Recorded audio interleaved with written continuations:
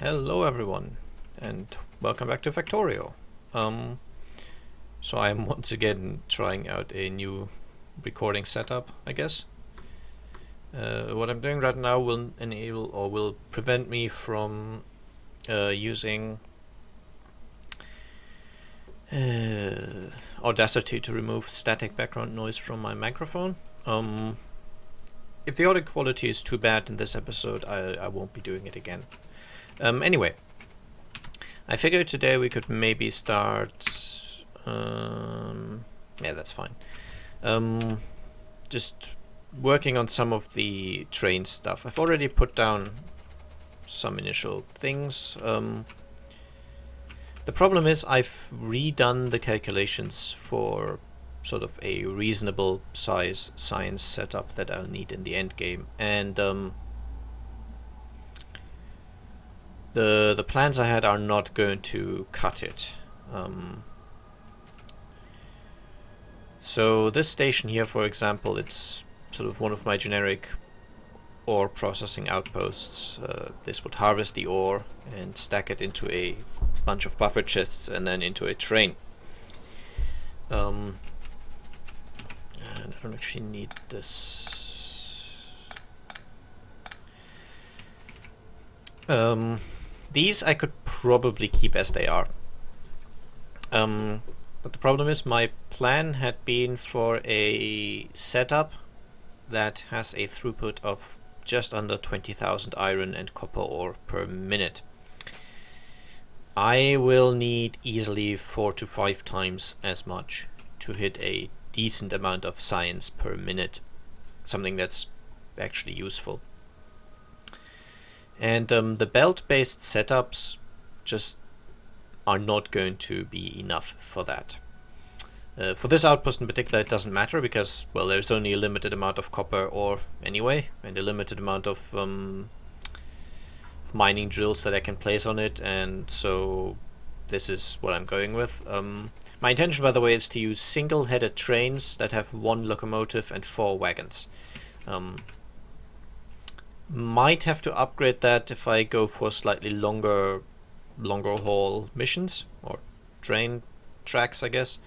I'm thinking that I will probably be placing my ore processing, the initial ones at least, somewhere here in this open area in the middle. And so the nearby trains, I don't need to make that long. But if I'm eventually somewhere like here for my ore patches, I might want longer trains to keep the throughput high. I've also cleared a little more enemies. I will probably be doing most of that off camera because it's not terribly interesting to watch once you've seen it once. I run in there using my laser defense and some robots that I can spawn, kill the enemies, keep going. But anyway, my initial setup is going to be just what I had planned, and maybe I'll stop there depending on if I want to keep doing this LP or not. But my final version of everything will be largely robot based. Now there's one issue with belts, and that is that belts that have items on them, they have a very bad impact on the UPS. I've actually enabled this overlay thing. It's an in-game option in the F4 thing. I can enable a ton of stuff. I've only enabled show FPS. And the game design differentiates between FPS and UPS. FPS basically means what it does in any other game. It means how many frames per second can be rendered to my screen. UPS is how many updates per second the game can do. FPS is purely graphics, basically. UPS is the internal calculations of where is an item, when is it being smelted, how much electricity are engines consuming, all that stuff. Now the FPS can go below the UPS. For example, if my screen could only, if I can only render 30 frames a second, the game might still be able to process 60 updates per second internally. On the other hand, if the game can only do 30 updates per second, then it doesn't render more than 30 frames per second. And the updates per second suffer significantly from having a ton of belts. And that's why I've used underground belts here as much as I could, because underground belts do not have that kind of impact. In the long run though, any kind of belts are more laggy than robots. And for that I will be eventually producing just thousands of logistic robots. And I will also probably be changing my mining setup so it doesn't require long lines of belts, because as I said, these have a negative impact on the UPS if I have too many of them that have items on them. And my computer is not that great, so I will have to do anything I can to maintain UPS. It's possible that eventually this LP will just end because the scale of the base is not compatible with the power of my hardware. But anyway, that means that I will very quickly have to switch to robot-based mining and production. I don't usually like this because it feels less elegant, but it has to be said it's a lot easier than going non-robot based. Because you don't have to worry about where you put the belts, and especially for machines that require 5 different ingredients, using belts, you would have to struggle and figure out how do I get all these 5 ingredients to the machine. Using robots, I can set down a single chest, tell it to request, I don't know, 1,000 steel, 1,000 iron, 500 circuits, whatever it happens to be. And the robots will maintain these levels in that single chest. And then I can just have a single inserter put into the machine and another single inserter put out of the machine. And yeah, work it that way. Obviously, I might still want more than one chest, so I'm not bottlenecking with the inserters, but the point is it's usually a lot easier to set up robot-based systems. Because, yeah, you don't need to worry about belts. And also, it tends to be less resource intense, or rather, you don't have long lines of belts that contain items that are basically never going to be used. That's actually something I've run into here. I want to have lights in this particular chest, and it can't be much further away. So I ran a belt from my light making machine up here all the way to down there, and all the lights on this the belt, I mean, lights are cheap, it's not an issue, but all of these are basically never going to be used, and if more I insert into the chest, then it'll start producing more, but the entire belt length is just useless. And with robots that doesn't really happen. Anyway, I've probably talked enough for now.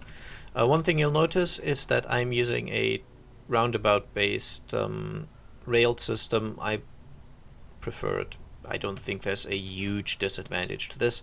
It basically means that the trains are always driving on the right side, and if a train is coming as I'm running right now and it needs to get to this station, then it needs to go through this roundabout, and then it can get access to the station. And then as it drives back, it can go anywhere that the right side leads it, which means that I occasionally will put down stuff like this, which is basically a T-junction with a roundabout at the end of it. This is just to enable a train that's going this way, but needs to be going this way to turn around. And that's quite important because of the way I've decided to design this. Could probably be done in a more smart way, but I'm stuck with it now because I like it. I've put down another loading station here. This will be attached to this ore patch. It's a fairly small iron patch, but I want to get rid of at least most of the ore patches. And yeah, I'll be connecting. Actually, no, it is connected, right? Yeah. Obviously, no trains are running on the station on the system yet, but that's okay.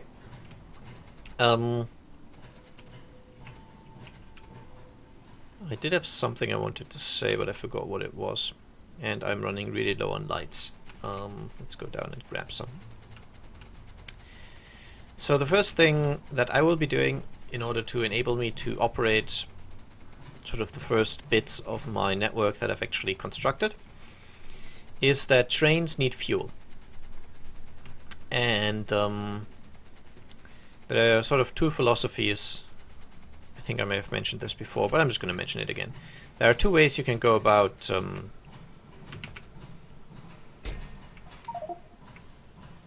oh, my inventory is actually full. Oh well, this will do for a while. There are two philosophies to how to handle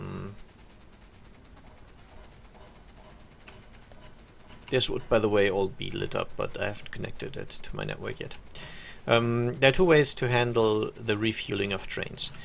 The first one would be to make a station somewhere, ideally quite in the center, that is designed purely to refuel trains. So every train, which has some sort of automatic schedule, would go from where it's loading itself with the items that it needs to where it's unloading those items. So for example, it would go from the iron mine to the iron smeltery where it's needed.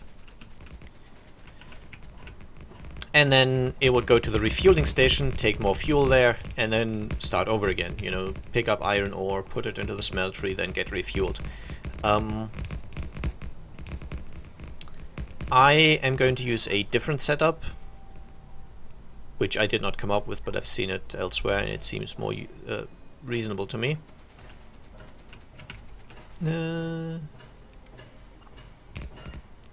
Okay, and that is it will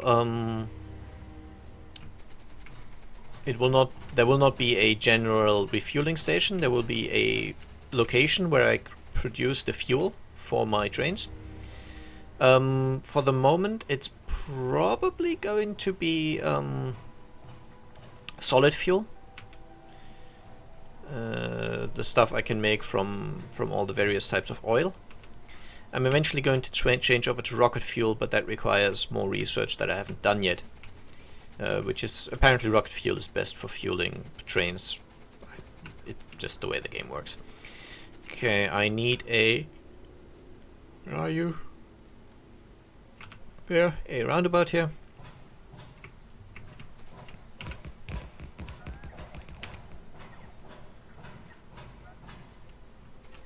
I should probably also incorporate radars into these blueprints, but I don't feel like it. And yeah, that one station where the fuel is produced will basically be running a single, probably shorter train than the major ones that actually carry my resources. And that single train will be driving around between all my stations and be refueling the stations, basically. So I can show you that at this station right here, even though it's kind of partially covered in forest. So here's the main station bit where all the chests and inserters are.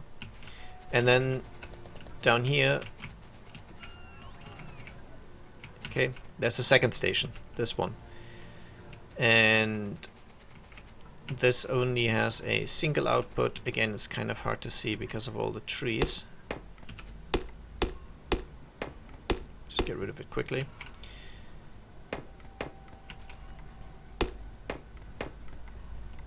Actually, let me... Thank you for the autosave. I can change the removal blueprint to only affect trees and rocks. So this is just going to have a train stopping here, and the train will be carrying whatever kind of fuel I happen to be using at the moment. Might be rocket fuel, might be solid fuel, might even be coal for the first bit. Probably not, but you never know. And the fuel that I grab from that train will be put on this belt. It's going to be run over here and buffered into this chest, and any train that stops here to actually pick up iron ore will automatically have its locomotive filled from this chest. So whatever kind of fuel I'm having, it's going to be in this chest and be put onto the trains automatically. And I'm going to do that for all the output stations. So all the stations where a train is loaded. In those places it's also going to be loaded with coal or whatever fuel. I used to have the refueling train just run here and be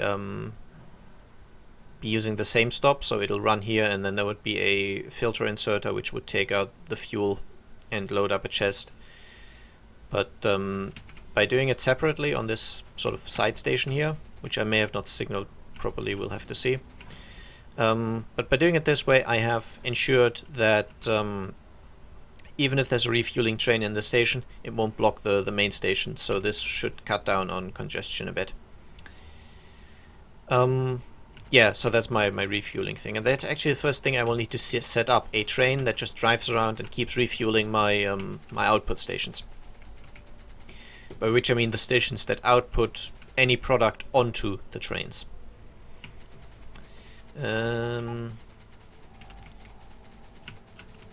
Okay, I want to be turning.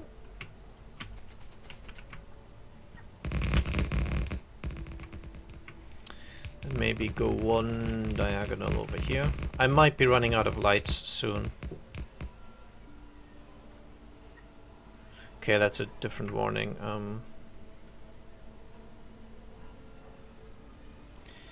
Let's go back to straight from here.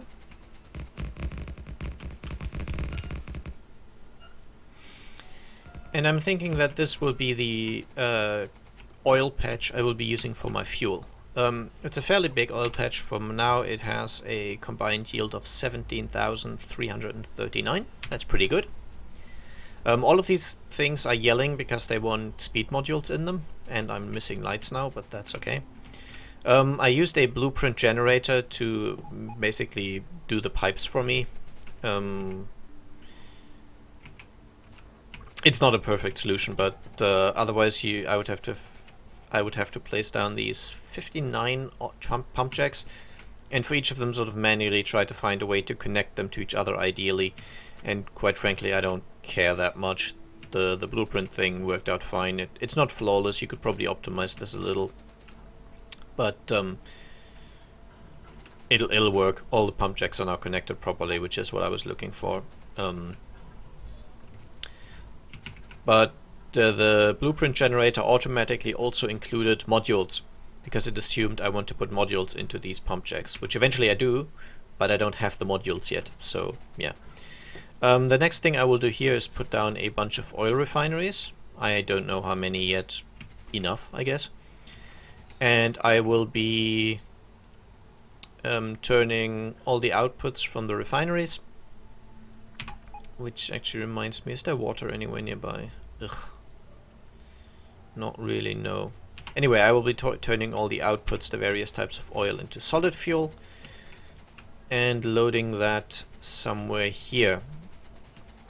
But there is also this 5.1 million iron ore patch that I want to take advantage of.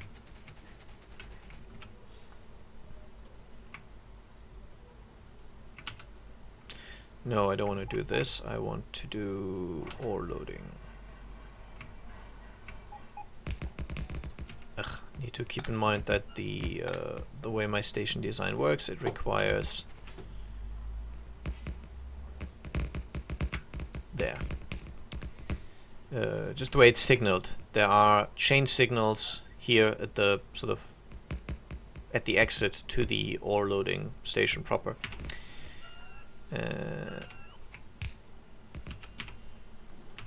And in the sort of curved blueprint that I put down initially, there were just standard rail signals here, which I needed to change. I'm probably going to run out of materials. Actually, I'm only running out of lights so far, but that'll possibly change. You see, no, only the lights are complaining. Good.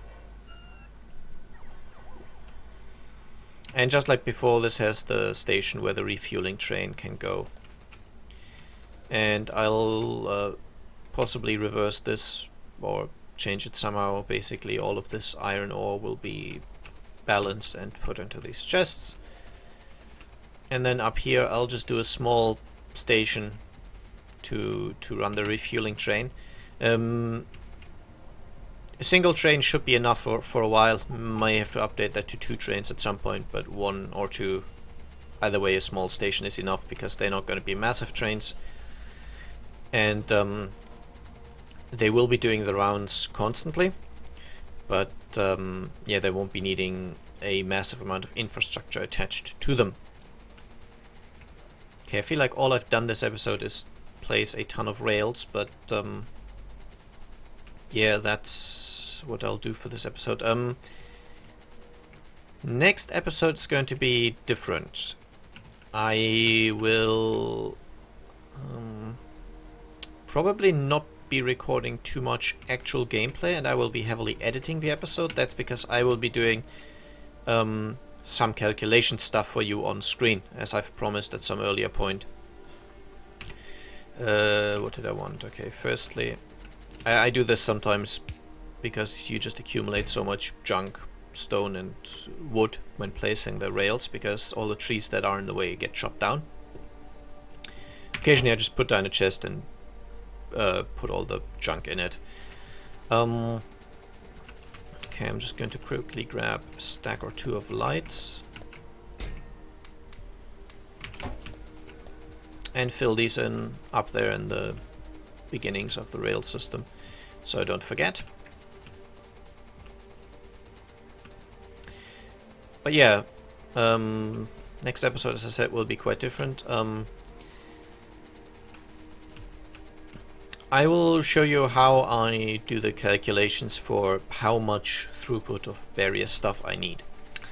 And I'm not quite sure, my initial goal will probably be either 500 signs per minute or 1,000. I know I initially said 1 per second, but that seemed a little too, I don't know, a little too little. It did not seem like it would really mean much. So I decided to go for something slightly bigger, but that's also why I need to update my designs. And that will be a boring episode unless you are interested in the backgrounds behind how you plan a base of this kind. Because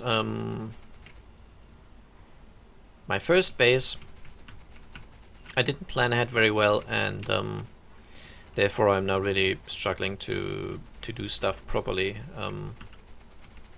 I'll show you that in a second, actually, just quickly.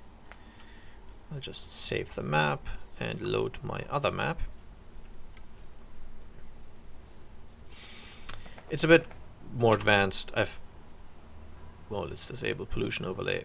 I've got a much bigger train network, and yeah, a lot more stuff I've already done, but there's various problems with it that I can show you, because I didn't consider them at first. So for example, this is my this is my red circuit production station, and I needed to supply this with plastic, but a single plastic factory wasn't enough, so I have 2 stations producing the plastic, and that caused an issue because I've got one train driving in here trying to unload plastic. Right now it's all backed up, so this train stays full, or at least it doesn't empty. It's actually completely full right now, but it might be half full, and then the lines back up. Anyway, point is, there are 2 trains delivering plastic, and when the next train rolls in here, it'll stop right here, and it would block the entire station. I couldn't deliver green circuits anymore, for example, because the green circuit train couldn't get past the plastic train standing on the trail, on the track right here. And that's why I had to change the train itself to not wait until it's empty, but also add a time condition, which is kind of unclean and not very nice. And another thing that I've spoken about is that I've done the train, the refueling train, it goes onto the output stations instead of having a separate station. So in this case, for example, it might stand here and refuel my chests that are for refueling, and it might then block another train that wants to pick up red circuits. And similarly, if there's 3 or 4 different trains all wanting to pick up red circuits, because you need those for lots of stuff, then again they could back up the production, and a train delivering an ingredient would no longer be able to get in. And so for that I will need to change my designs in some places to enable more trains to wait, basically. And this design I've also had to expand quite a bit because my initial one just wasn't cutting it anymore.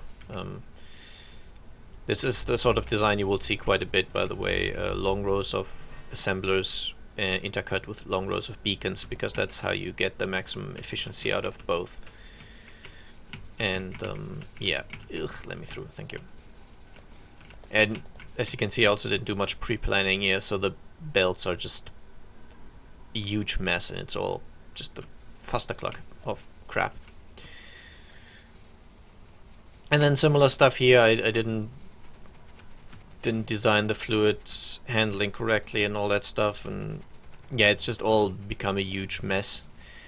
And these are all things I'm going to try and avoid. I will show you one more thing because I found it quite cool. So in version 0.15 they added nuclear fuel to the game, and there's uranium and uranium processing and various stuff like that. And I decided that I wasn't going to look up any designs for that. I was going to try and figure that out myself, and it actually worked out really nicely. This train is just providing the fuel cells. It's fine. I'm producing way more than I'm consuming. And then I'm running a single line of fuel cells because you don't need that many. They last over 3 minutes each. To this reactor setup. And this is complete overkill for the base I'm using. My problem is that I set up a machine to make me reactors, and then I was gathering up all the other ingredients, and when I came back, the machine had just finished 11 reactors. So I thought, okay, reactors are most efficient when they have neighbors, and so a long line of 2x is the best. So I'll wait until I have 12 and do 2x6, which turns out to be a pretty big setup already. And then I had to wire all this up manually myself, and it's not perfect, but I'm not wasting energy. At least I think I'm over. I have too many of these steam turbines, but it's okay. And it's got no storage system for when I don't actually use the power, which is also okay, because these guys just keep burning fuel even if there's no need for it. Right now none of the steam turbines are actually working, because yeah, my solar power is enough to power my entire base, but I think maybe at night when the solar power goes down they will start working. Yeah, there you go. Solar power is now going down because it's nighttime, and now my steam turbines are picking up. But even then I'm not using the full potential of this reactor setup. But yeah, this is the sort of thing that I really like, just working this out by myself. But yeah, you can now see some of the issues that I will be facing, and this whole setup here is not really ideal because some trains have to travel a long way to get where they need to be. I'm probably going to be having to work around that quite a bit. But yeah, I guess I just want to show you where we're heading with this. As I said, next time will be a really weird episode, probably quite boring, but I'll go through just an example calculation maybe. So yeah, I hope you enjoyed the episode, and I will see you again soon. Bye bye.